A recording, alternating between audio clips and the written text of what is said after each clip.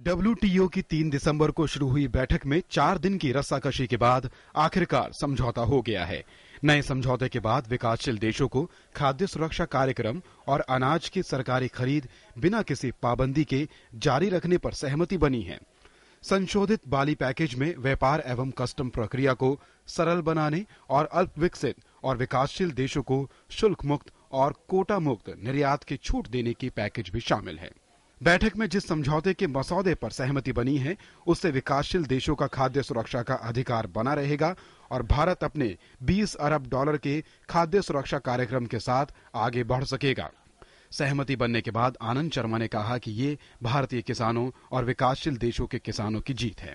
Well, this is a historic day because the voice of the poor and the developing countries has been heard with respect.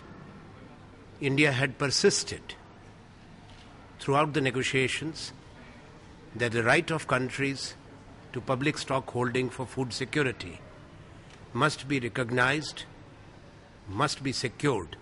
विश्व व्यापार संगठन की एक दिन लंबी चली बाली बैठक में अंतर्राष्ट्रीय व्यापार को उदार बनाने और भारत जैसे विकासशील देशों को कृषि सब्सिडी एवं खाद्य सुरक्षा कार्यक्रम के अनुकूल प्रावधान वाले नए पैकेज की मंजूरी के साथ ही विश्व व्यापार संगठन की 9वीं मंत्री स्तरीय बैठक संपन्न हो गई।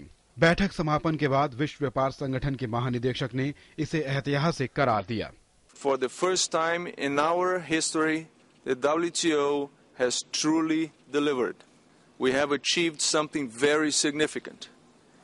People all around the world will benefit from the package we have delivered here today.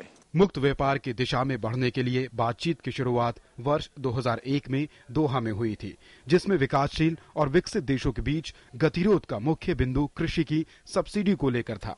America जैसे विकसित देश अपने किसानों को सीधे शोध या पर्यावरण के नाम पर भारी भरकम रकम मुहैया कराते हैं, जिसे ग्रीन बॉक्स सब्सिडी के तहत कोई रोक नहीं होती, जबकि विकासशील देशों के लिए किसानों को इतनी सहायता दे पाना संभव नहीं है और जो अप्रत्यक्ष सहायता दी जाती है उसे अंबर बॉक्स सब्सिडी के तहत धीमे धीमे खत्म करना जरूरी होता है।